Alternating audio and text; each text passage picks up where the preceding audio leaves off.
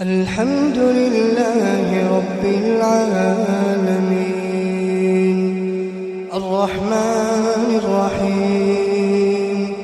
مالك يوم الدين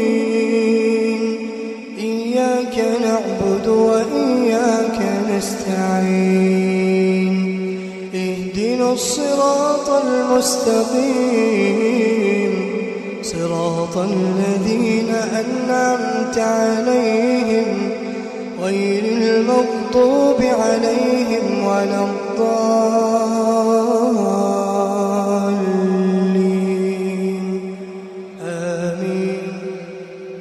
كنتم خير أمة أخرجت للناس تأمرون بالمعروف وتنهون عن المنكر وتؤمنون بالله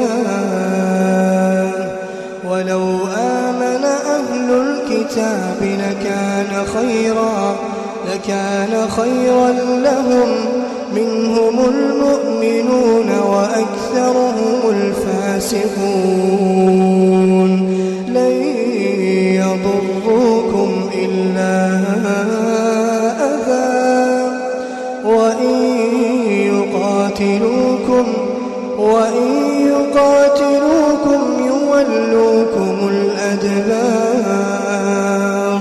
ثم لا ينصرون ضربت عليهم الذلة أينما ثقفوا إلا بحبل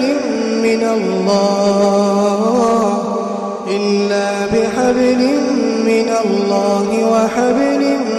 من الناس وباءوا بغضب من الله وضربت عليهم المسكنة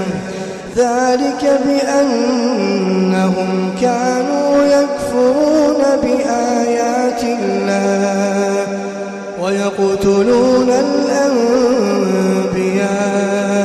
بغير حق